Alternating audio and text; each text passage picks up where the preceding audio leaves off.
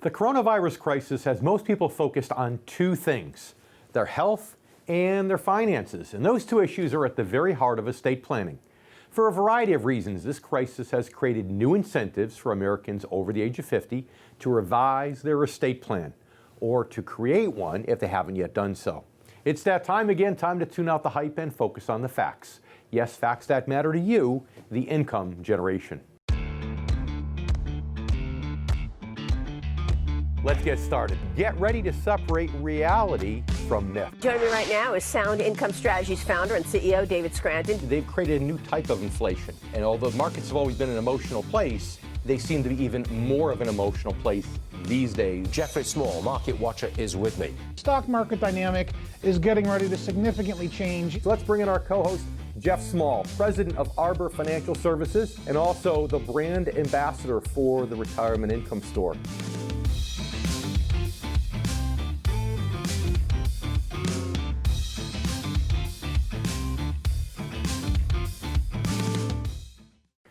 We've actually talked about estate planning many times here on this show. It's actually a vital part of your overall retirement strategy. However, it's also one that many people either ignore or delay, either because they don't know enough about it or because it's a difficult subject and really does involve some tough decision making. Now, with older Americans at a higher risk of mortality from a virus that is still spreading across much of the country, it might just be a smart time to deal with those decisions if you haven't yet done so. The incentive to act now isn't based purely on risk, though. After all, most people who contract COVID-19 do survive. But still, even if you never get sick or never need to be hospitalized, wouldn't you still feel better knowing your affairs were in order?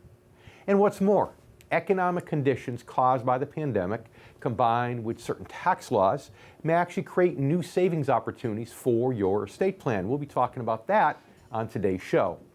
We'll also be sharing some tips on how to keep your family involved in the estate planning process and on overcoming the challenges of estate planning in this age of quarantines and social distancing. Joining me, of course, will be my good friend and co-host Jeff Small with some insights on the nation's economic recovery, along with Oxford Economics chief economist Gregory Daco. But before we bring out Jeff, let's do a quick refresher on some of the basics of estate planning. You know, as we've discussed on previous shows, many people mistakenly believe estate planning is strictly about how their assets will be distributed after they die. But remember that the pure definition of estate planning is as follows. It's the accumulation, then the preservation, and then the ultimate distribution of your assets. And with that said, it's true that estate planning does encompass things like your will and your advanced health care directive. But it's also human nature to not want to think about or to talk about death and declining health. But the potential consequences of ignoring estate planning are often quite severe. And that's why right now, with death and illness in the headlines virtually every day, and with so much economic uncertainty in place, I believe it's a great time to address this important topic. So let's start with a brief rundown on what estate plan typically includes. First, a financial power of attorney. Now, this is a legal document that gives someone else the authority to conduct your financial affairs in the event that you cannot. This means that they can pay your bills, write checks, make deposits, or they could buy and sell assets. You can appoint a financial power of attorney without giving them any ownership in the assets or any control today until such time happens when you're incapacitated and could no longer handle your financial affairs by yourself. Next, a last will and testament defines how you want your assets distributed and appoints an executor to oversee the distribution. Now, sometimes in lieu of a will, people might have a living trust, which can give you more flexibility in how your assets are managed and distributed after your death. For instance, you can direct your trust to pass on your assets immediately after your death in a lump sum, or to distribute them over time and in any amounts that you specify. Now, without having either a will or a trust in place, it means you're likely to die intestate. What does that mean? It means that the state will determine how your assets are distributed.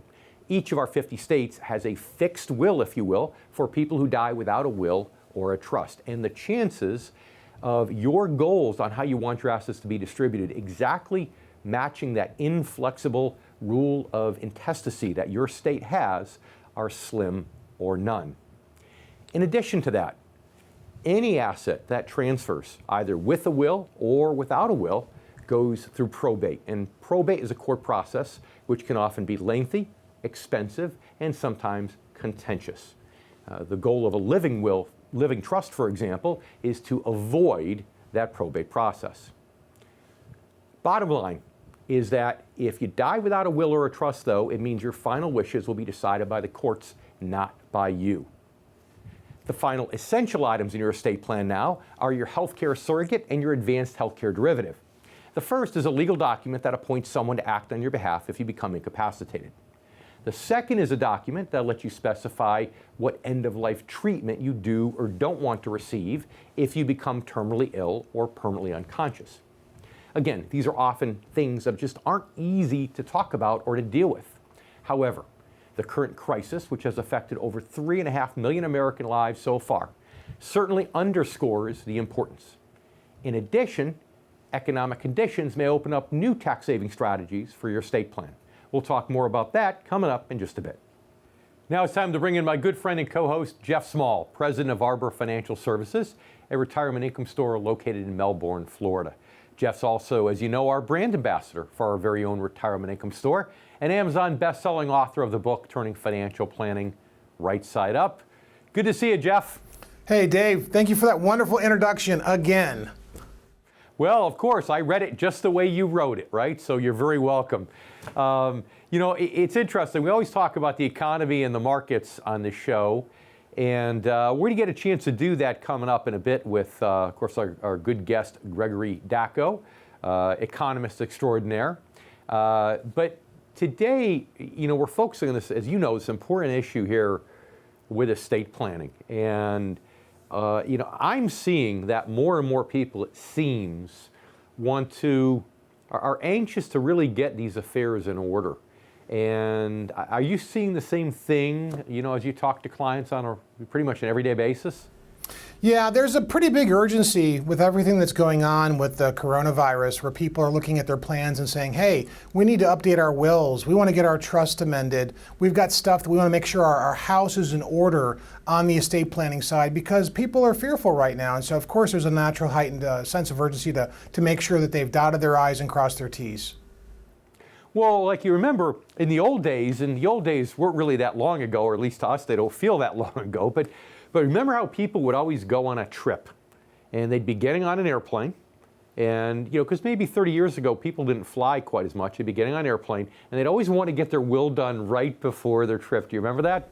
I do. I remember that a lot. I mean, we used to do that too, remember? So anyway, that's what happens. I think it's part of it right now, the urgency with this whole coronavirus situation. And, I guess most importantly, though, is, when you think about estate planning, we talk about a lot on the show, it's really the emotional side of it. It's really designed to, really prevent infighting as much as possible. And, I've had situations where people have died without an estate plan. I'm sure you have too, where I've tried so hard to get clients to put together an estate plan. I've even introduced them to the attorney. But, I've stopped short of driving to their home, putting a gun to their head, making them get in a car and go to the attorney's office, right? Because we can't exactly get away with that. And then, after they passed, it was a nightmare. Brothers and sisters fighting, nobody getting along, nobody can agree on what to happen. I can chime in and say, this is what mom and dad wanted. I know this from our conversations. But as you know, Jeff, that doesn't have any legal teeth. If they haven't done the work, the court's going to make the decisions, regardless of what they happen to tell their financial advisor, right? Yeah, we've seen lots of ugliness in that regard where people don't get along, but I think some of the biggest mistakes people make on their estate plans is procrastination, Dave. First, they've got to get their plans done. I've seen people procrastinate, and then it becomes too late, and then they're left with a mess. And then it's even harder on the kids and the family that don't get along, even worse, and the court's even more so in your life at that point. And that's just a terrible situation. So procrastination is the first thing people have to avoid, and then they have to have the right plans in place, because you and I both have experienced the pro and the con, the good, the bad, and the ugly there. Yeah. Well, think about it emotionally, right? Emotionally, we don't want to talk about death and dying, right? We don't want to talk about becoming incapacitated where maybe we're on life support and somebody's got to make financial decisions for us, somebody's got to make healthcare decisions for us. I mean, we know these things happen, but it's gruesome. So emotionally, it's really, really difficult for people to do this. And I know from just knowing you as long as I have, and even sitting with you in some client meetings, that a lot of it is really getting the person motivated to make those tough decisions, getting them to realize what could go wrong if they're not willing to think of those things in advance. And hopefully those contingencies never happen, right? We all hope that we live a long life, and someday at a ripe old age, we die peacefully in our sleep. Well, Dave, it's not a natural thought to project yourself post-mortem. Those are thoughts that we try to avoid, because death is very emotional, and we don't like to see ourselves beyond our lives sometimes, but people have to deal with this. It's about being responsible. Yeah, and it's true. I mean, I've got a friend that's a really positive guy who just sent me a note recently because he's got a very kind of a slow-growing form of cancer, and he's up there in years, but he said, hey, the doctor said I might only have, I got to struggle with this for 10 years. And as positive as he is, and even though he's up there in age, and 10 years would put him actually beyond his average life expectancy, still I could tell he was very melancholy in his note that he sent me the other day. So it's just you're right, it's tough to deal with. And later on in the show, after this interview coming up in just a minute with Gregory Daco, I want to talk more about some of the specifics and why each component of the estate plan is so very important. So we'll be back here in a moment on the Income Generation. I'm David Scranton, and I'm here with Jeff Small. We'll be right back.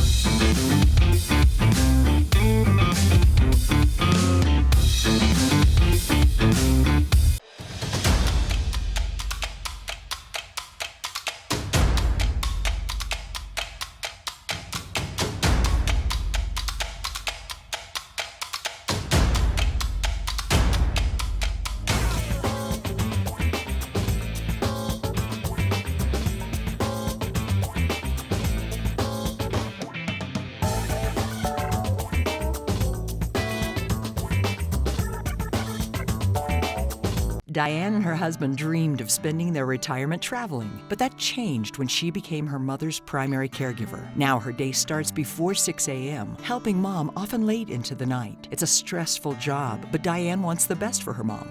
Sound familiar? We thought so too. Caregiving can take a toll on your family, but the Retirement Income Store is here to help. Call 1-888-888-4176 to find out how the Retirement Income Store can help you achieve financial empowerment during retirement. If you're near or in retirement, head over to theincomegeneration.com and download your special report written specifically for the needs of the income generation. Again, those born before 1966. I'm David Scranton, and you've been watching The Income Generation.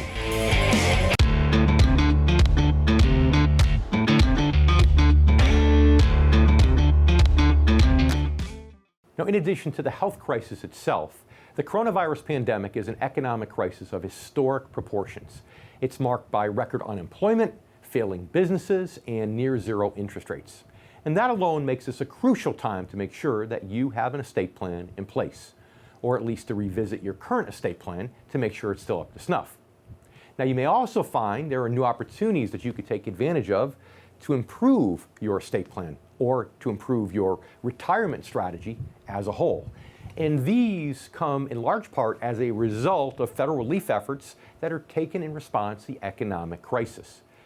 Provisions in the $3 trillion Congressional CARES Act, for instance, such as suspension of RMDs, required minimum distributions for 2020, may allow you to improve or to enhance your long-term financial strategy and your estate plan.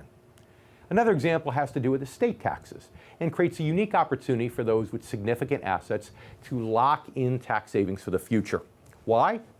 Because the estate tax exemption for 2020 is actually the most favorable in recent history. That, combined with current decreased asset values due to the pandemic may allow you to freeze the value of assets in your estate now, so that you can maximize the use of this higher tax exemption.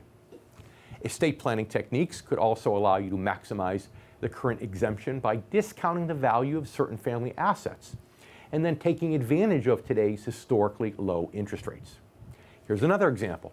If you're someone with a strong commitment to certain nonprofits and social causes, you may have an opportunity to leverage current tax laws and to maximize your donations at a time when these groups and agencies need it the most, and we need them the most.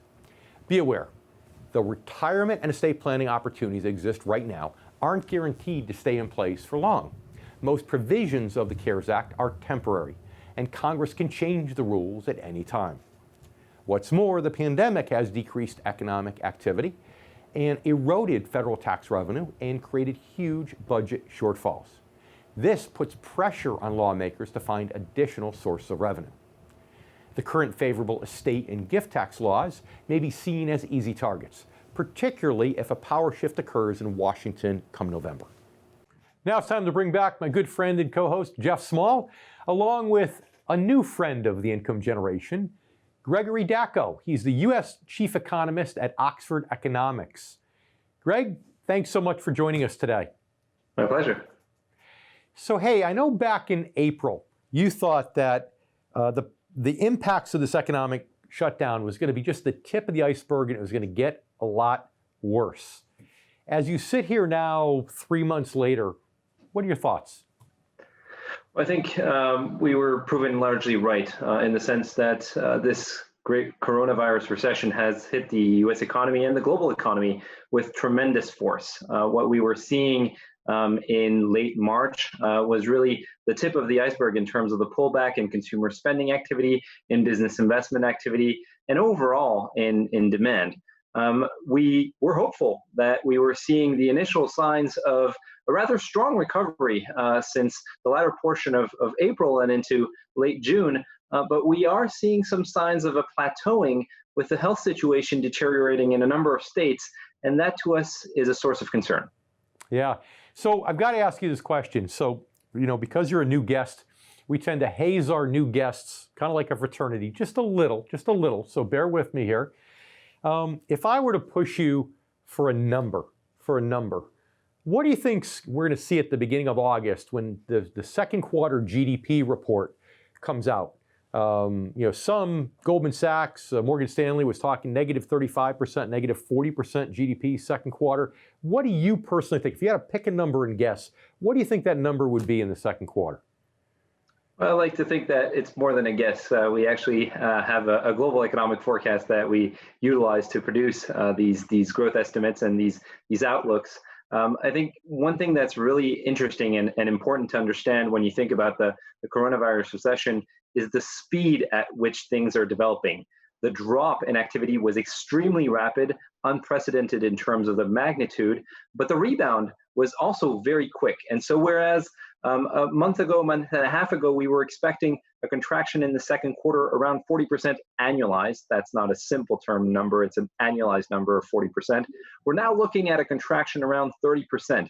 Now, in simple terms, that would mean a contraction around 8-9% from where we were at the end of the first quarter. That's still a significant plunge and would be one of the worst quarters in history, if not the worst quarter reading in history. Wow, well, I have to tell you, you're going to be shocked by this, but you out-doomed and gloomed last week's guest, Dr. Mark Faber. He, author of the Doom, Gloom, and Boom report. He actually thought second quarter was going to be about a minus 20%. So you out-doomed and gloomed Dr. Mark Faber. I don't even know what to say about that, but it almost doesn't matter because, Jeff, I know you've got some questions lined up for Greg about the stock market. We've covered the economy. Let's talk about the stock market then. Well, I'll be happy to do that, Dave, but I think Greg is on it. Everything that Greg is saying is probably more accurate than what Dr. Faber said. No disrespect to him, but I'm more aligned with Greg. And so, Greg, I was reading one of your tweets today, and you're seeing what's happening with the national economic reports. The rebound is pretty strong. And so, did I hear you say that you think the annualized rate in GDP will be down 8% year over year as a result of the corona event? Or where do you see the economy actually ending up over the next year in terms of a total GDP percentage? Well, I think that's very important to take a look at. When you're looking at any economic shock of this magnitude, you have to be able to take a step back from what's happening in the very near term. What we're seeing today with a lot of real-time data is that we're already in the early stages of a recovery. We've already gained back some of the losses in terms of consumer spending, in terms of business investment, and in terms of industrial production. But we're still a long ways away from where we were in the pre-COVID economy. So if you look at the broad economy, the US economy from a broad sense of the term, we're looking at a contraction this year that would be around 4% for the year as a whole. But that factors an initial peak to trough decline in overall economic output of about 10%, and then a partial rebound in the second half of the second quarter, but also going into the third and fourth quarter.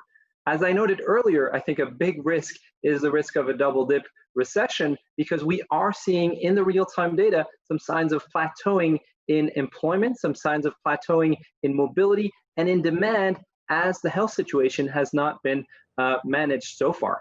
Now, Greg, hold on a second. Did I hear you straight that you were thinking we'd actually see a 4% shrinkage before the whole COVID crisis hit?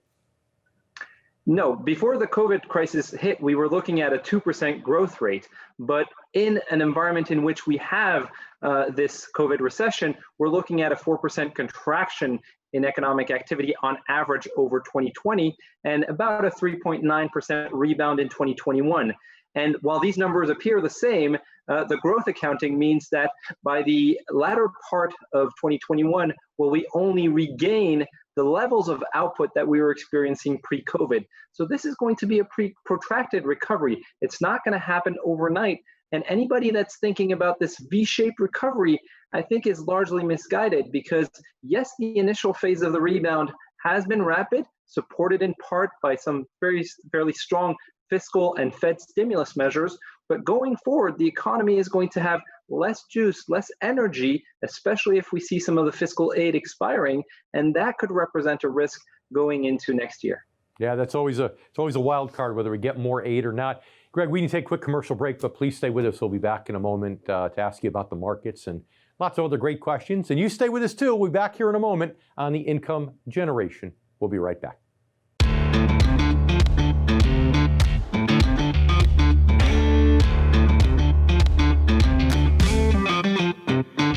I'm David Scranton. As we reopen the economy, a renaissance has begun in the world of investing. If you or your advisor are not prepared for the new corona economy, you could be left behind. You don't have to cross your fingers and toes hoping for growth in this unpredictable stock market. There is a more conservative way, and that is to invest for income without all the stock market risk. Call the Retirement Income Store today at 888-888-4176 for your free Retirement Income Kit. Call 888-888-4176 now. For behind-the-scenes photos, retirement planning tips, and upcoming giveaways, follow the Income Generation Show on Facebook. And don't forget to subscribe to our YouTube channel to watch video clips, guest interviews, and to catch up on past episodes.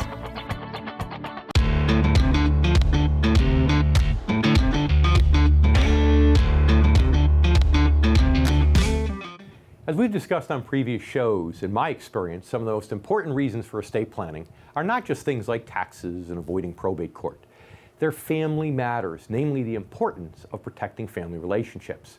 An estate plan actually helps ensure your children won't end up fighting each other over who gets what. There's no need because you've spelled out your wishes ahead of time. Now granted, tensions and arguments can still arise even with an estate plan in place. Common causes include a lack of communication between siblings, disagreements over how property should be sold or maintained, and failure to agree on who should be paying for certain expenses. Here's the bottom line. You can't guarantee that disagreements won't occur. However, you can greatly reduce the possibility of that happening by making your estate plan as thorough as possible and by involving your family in the process. Here are 3 good tips from Forbes for helping you achieve those goals. First, hire the right estate planning attorney. One of the best ways to do this is through referrals from other financial professionals, including financial advisors. Some advisors have strong working relationships with specific estate planning attorneys, which they can work greatly to the benefit of their mutual client. I'll talk more about this in a bit. Next, create a financial overview.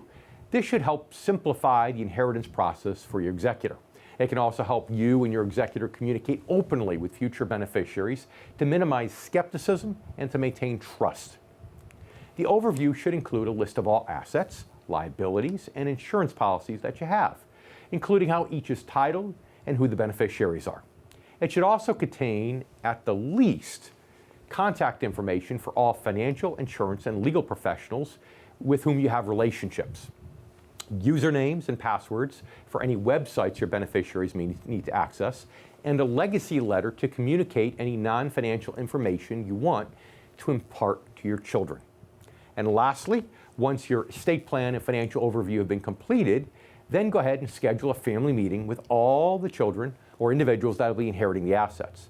Some things to cover at this meeting include outlining the basics of your estate intentions, making sure at least one trusted person knows where your estate documents are located, then explaining who your executor and other key people will be and why you've chosen them, making sure all parties understand the importance of communication and transparency, and also discussing non-financial legacy items.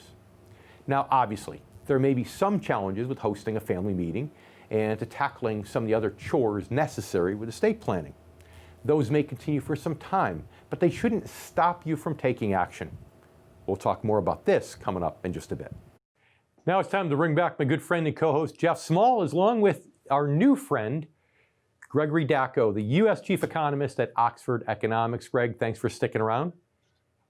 My pleasure. So I get it. Year over year, we do better third quarter, fourth quarter. So for 2020, we see 4% shrinkage. It takes all of 2021 to gain it back. So we're underwater essentially for another 18 months or so. So now I'm going to try again to hand it back to my beloved co-host, Jeff Small, because I know he does have some questions about the stock market and your thoughts on that as a result of this 18-month projection. Jeff? Well, I do have questions about the market, but we beat up the market so much. Really what I want to tap into is Greg's dynamic or his genius on employment, because corporations are downsizing, America is being digitized, people are working from home, and there's lots of furloughs going on. It's almost like corporate America is bracing for the economic shock that's going to occur. So what's your projection with the economy on employment, Greg? What are you guys looking at? What are your reports and your feelers telling you there on employment going forward over the next 12 to 24 months? Anything, our projection for the labor market is actually much more restrained than our projection for economic growth, because we think that a lot of the jobs that are being lost and have been lost are going to turn out to be more permanent job losses. There's a lot of talk about a lot of these job losses being temporary job losses, and that once the economy reopens, we'll see businesses rehiring. But that omits a couple of important elements. It omits the fact that in the meantime, demand has fallen quite sharply, and that we've also had a lot of fiscal stimulus to support the employment picture and prevent an even deeper trough in terms of overall employment. So if you look at the broad picture today, we're still down 15 million jobs from where we were back in February.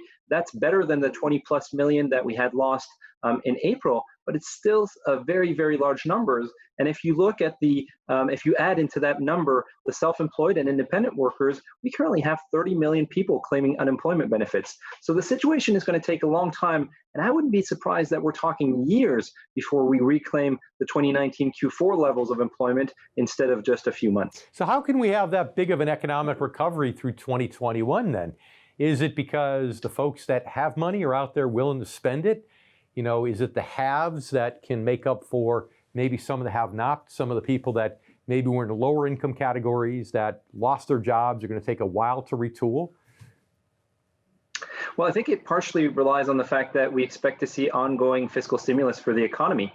One of the interesting dynamics and somewhat of a paradox in this recovery is the fact that the rebound in consumer spending has actually been led by lower income families, not the higher income families.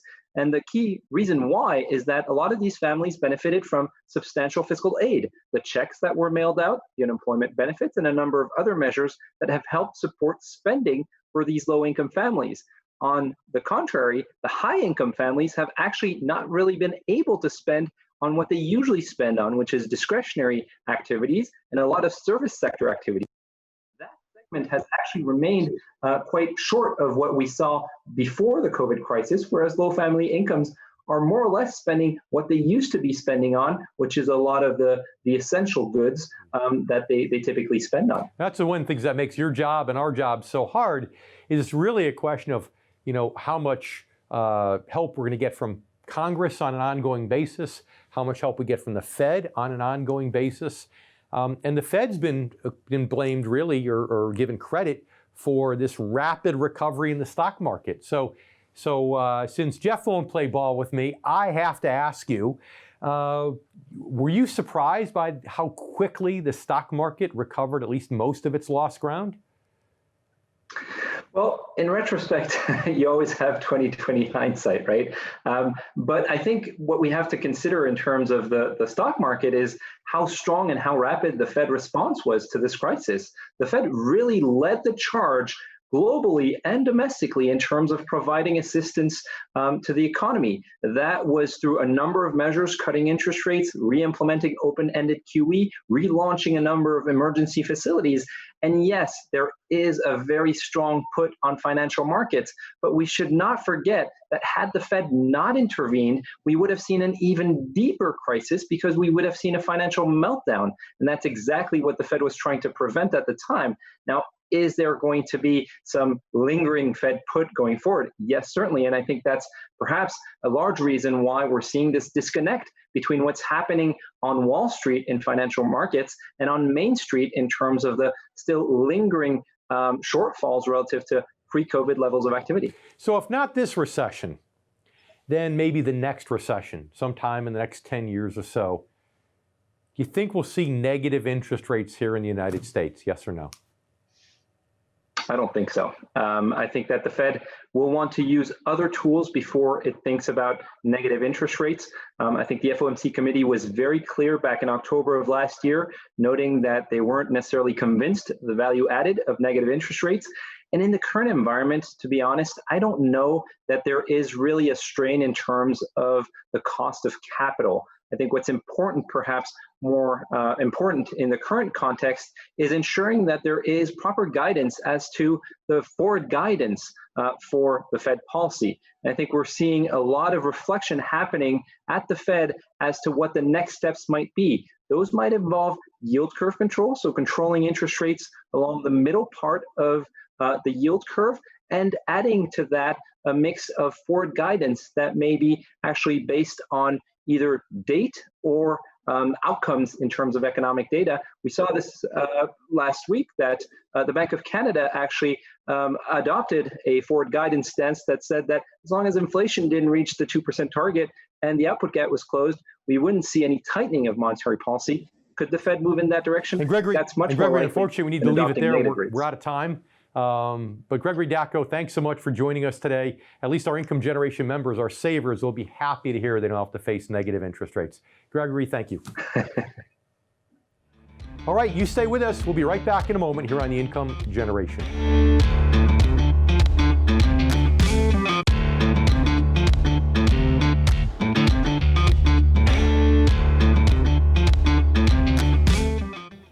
Now, you don't need me to tell you that we live in strange and challenging times. When we'll get back to normal and exactly what normal will look like are questions no one could answer quite yet. In the meantime, life goes on, and things that were important before the pandemic remain important now. Some are potentially even more important, and that includes estate planning. So take action and be aware that financial professionals, attorneys, lawmakers, and others involved in the process have taken steps to help you overcome today's unique challenges. For example, documents such as wills and powers of attorney typically need to be notarized and witnessed, which obviously may be difficult during this time of social distancing and quarantines. However, many states have now enacted executive orders or passed laws that permit virtual notarization and virtual witnessing of legal documents. By the same token, many financial advisors and estate planning attorneys are working with clients and reaching out to new ones primarily through computers and smartphones. These same advisors and attorneys are maintaining their own professional relationships the same way, working together virtually but no less effectively on behalf of mutual clients. That connection is important. It's important to ensure your estate plan is and remains well coordinated with your overall retirement strategy, and that both are legally and financially sound. Bottom line is that just as the medical industry has expanded telehealth strategies to help you maintain good physical and mental health during this challenging time, the financial services industry is doing the same thing. Maintaining good financial health is not only still possible, in some ways it's easier than ever before. Now it's certainly more important than ever before. Now let's bring back my good friend and co-host, Jeff Small. So Jeff, it was interesting when we listened to Gregory Daco, and I think you're right. He hit the nail on the head. He had a lot of great things to say. I was kind of surprised because he was more optimistic when it came to the GDP shrinkage we'd see in the second quarter. He was pretty pessimistic about unemployment. But he said even with GDP, even with the economy, at the end of 2021, it might barely be back to where it was at the end of 2019. So any of that surprise you in our interview? Not really. I mean, I disagree with his projection on the annualized rate of GDP being, 10% below. I think it's going to be more than that. As we go through the shock of the virus spread that's still occurring, it seems like we're at the infinite, there's an infinite amount of potential for the virus and very limited economic potential. And those two things are pulling apart the economy pretty severely, way worse than people realize. So, but he's a great visionary. I really enjoyed everything that he said. And he was really kind of L. Arian-like, I thought. And a lot of his explanations, I thought he was really right on top of it. So some insight there, but I'm allowed to disagree, even though he's a lot smarter than me. Well, it's interesting because what he said about the Fed too, that he thinks that the Fed moving forward, we know they're going to try to do some yield curve control. There's been a lot about that, which for our viewers and listeners, yield curve control is really just trying to micromanage interest rates at various levels. Really the Fed can only really manage short-term rates by setting them. They try to manipulate long-term rates, but it's, what is a long-term rate? It's kind of, it manipulates all the long-term rates, and sometimes they haven't had enough control. So talking about strategies to potentially manipulate the 5-year rate, the 10-year rate, the 15-year rate, which could be interesting. But I also liked his comments about Fed transparency, the importance of focusing on, having date triggers, having event triggers, things like that, that will actually get him, that the Fed will say, we'll actually start raising rates or make a change in our policy when these triggers occur. I think the markets will appreciate that because they like that transparency. They kind of like to know what's going to happen, correct? Well, they do, and right now the market's anticipating the massive expansion of the Fed's balance sheet, which is going to hopefully usurp the lack of economic productivity. And I think that's the balancing act that Gregory was really trying to convey to us in economic terms, and what the fact pattern was there to get us there. So, but we're hoping that the economic productivity picks up with the stimulus to lift values up. But it doesn't look like that's going to happen because the stock market is grotesquely overvalued right now. Valuations are just to the moon and back, that we're approaching beyond 1999 levels, Dave. Yeah, well, like we talked about last week on the show, at least in the tech stock arena, that's true. There's still some good value, some things there that are undervalued, but the technology stocks are out of control. And I want to bring it back to our topic of estate planning. And, before we take a break and get back to our next segment, I remember one client in general, I just want to share the story really quickly, where son and daughter wouldn't talk to each other for years and years and years because they were fighting over things that weren't clear in the estate planning documents. So again, we get back after the break, want to talk more about that and why estate planning is so incredibly important. So you stay with us. We have much more coming up right here on The Income Generation. I'm David Scranton. I'm here with Jeff Small. We'll be right back.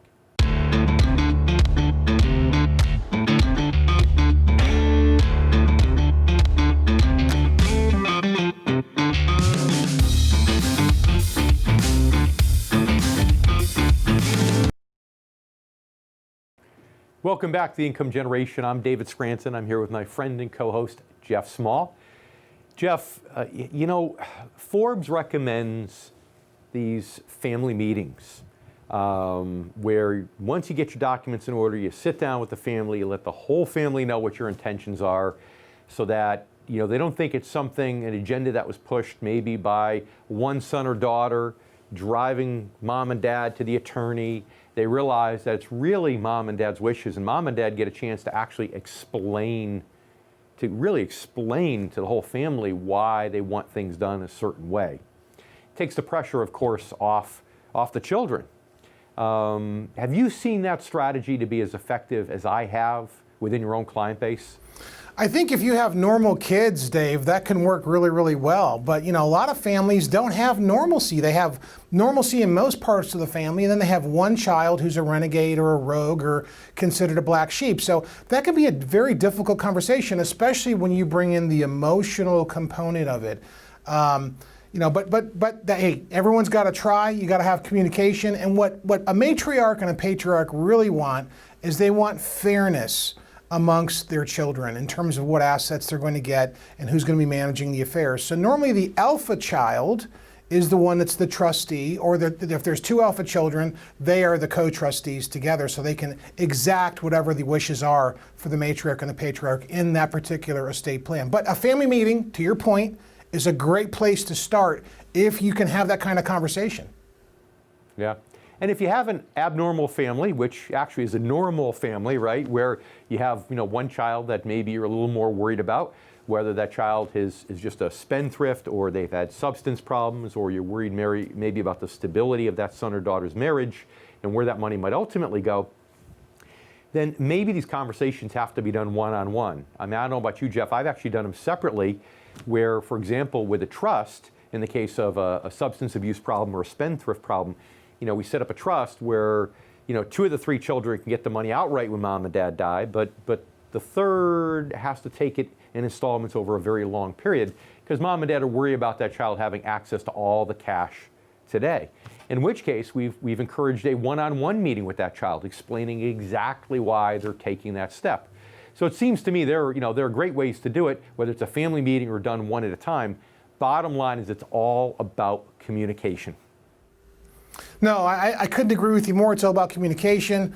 The majority of the time for our viewers, for our listeners, your children are going to want you to enjoy your money. They're not looking for you to leave them anything. They want you to take advantage and have a fun time in retirement. But to Dave's point and to my point is you've got to get your estate planning done no later than your 60s. Don't wait till your 70s or your 80s because you'll start thinking differently about what you'll be doing down the line. Yeah. Well, and you and I are in our 50s, right? And we have our estate plans done. So I would say you need to wait till your 60s. We need to take a commercial break. We'll be back here in a moment coming up on The Income Generation. We'll be right back.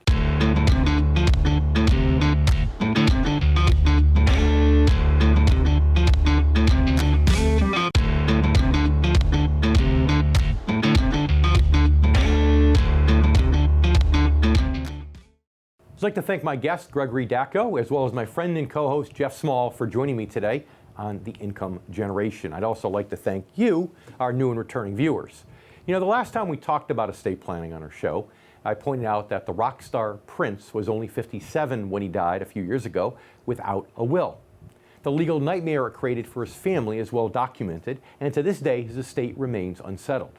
It's a cautionary tale in many ways, but one of the main lessons it illustrates is that while it's never too late to create an estate plan, it's never too early once you've passed age 50 or so. While the risk of death from COVID-19 might be small for most people, there are other reasons that now is a good time to create or revise your estate plan. One is simply peace of mind.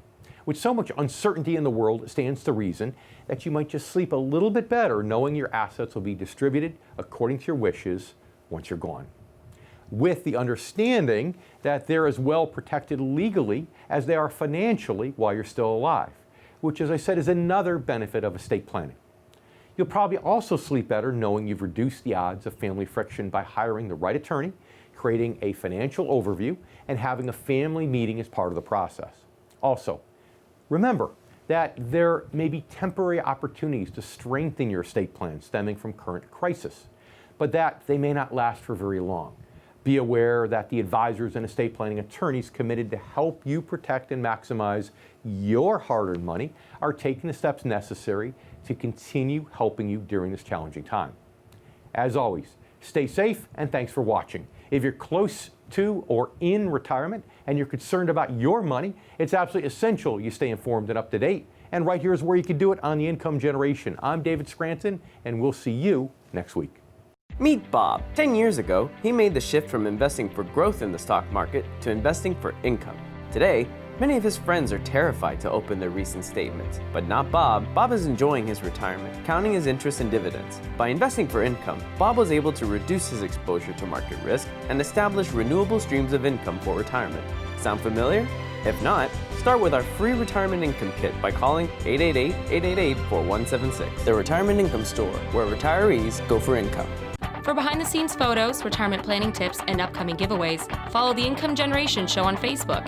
And don't forget to subscribe to our YouTube channel to watch video clips, guest interviews, and to catch up on past episodes.